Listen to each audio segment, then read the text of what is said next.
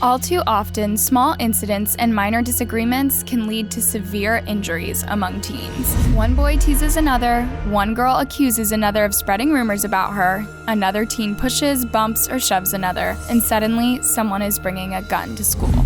Gun laws in the States make it so easy for teens to self-destruct and often cause irreversible damage. One such incident happened in 1991 when a 14-year-old girl fired at a classmate who had been tormenting her. It was a case that raised many questions about bullying in school and the accessibility of firearms to teens. Let's dive in. What do you think is the hardest thing about being a teenager today? Is it the peer pressure, the roller coaster of emotions, being misunderstood, or the thought of a classmate firing a gun at you?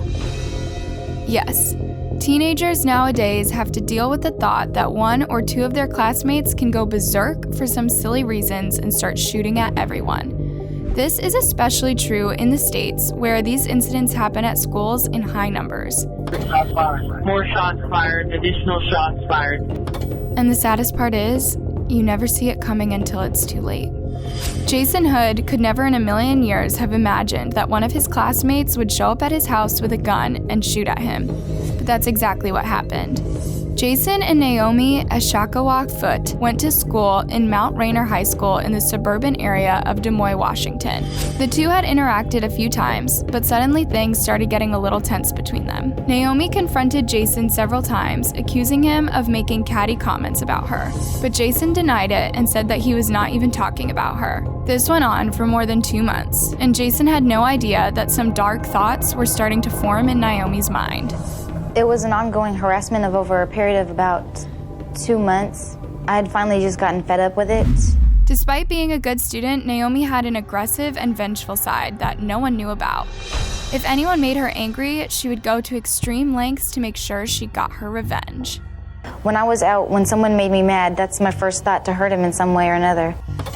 And that's what led her to do what she did in 1991. On Valentine's Day, Naomi and her friends were hanging out at school when Jason showed up. The two had their usual confrontation, but this time around, it did not end there. Naomi had already decided what to do with Jason. So instead of reporting him to the teachers, she did something drastic and totally uncalled for. Having grown up in a home where they did shooting as a fun family activity, Naomi learned how to handle a gun at a young age. So after spending weeks thinking of the perfect way to get back at Jason, she came to one conclusion. She already knew where her father kept his gun. I'd been thinking of it a week to 2 weeks in advance, but What other things were you thinking about what you could do? beating him up or actually shooting him didn't cross my mind until that day. When she told her friends what she had decided, they were shocked. And I said that I was going to go home, get my dad's gun, and shoot this guy. Her friends did not think that she had the guts to go through with her plans, so they followed her home thinking she would somehow realize how stupid and destructive her plans were, and maybe cancel the last minute, but she never did. Naomi went into her dad's room when they got to her home and took out the 9mm handgun hanging in a holster underneath her father's bathrobe. She then put on a pair of black gloves and headed to Jason's home. What's disturbing about this scenario is that on their way to Jason's place, the three girls debated where Naomi should shoot Jason. The people that went with me were saying, oh, you should shoot him here, or no, you should shoot him there. I had my plans that I was going to shoot him 3 times in the head. This makes me believe that maybe the friends were not so innocent in all of this. They knew exactly what Naomi was up to, and they supported and cheered her on, when the right thing to do would have been to talk her down. When they got to Jason's place, Naomi rang the bell like she was coming to visit a friend, and when Jason answered the door, she pulled the trigger. I can just imagine the shock on Jason's face when he realized that his classmate was trying to take his life. I bet there was so much going through his mind, like he never thought something like this would ever happen to him. As for Naomi, she just walked away smiling. Her friends would later tell the police that after shooting Jason, Naomi had said it was the happiest day of her life. Fortunately, Jason was rushed to the hospital on time, where he was treated and made a full recovery. Even though her plan had failed, Naomi was obviously still in huge trouble and was later arrested and taken into custody to await her trial. And get this, While the police were interrogating her, she told them that they would not be able to record anything she said because she was a vampire.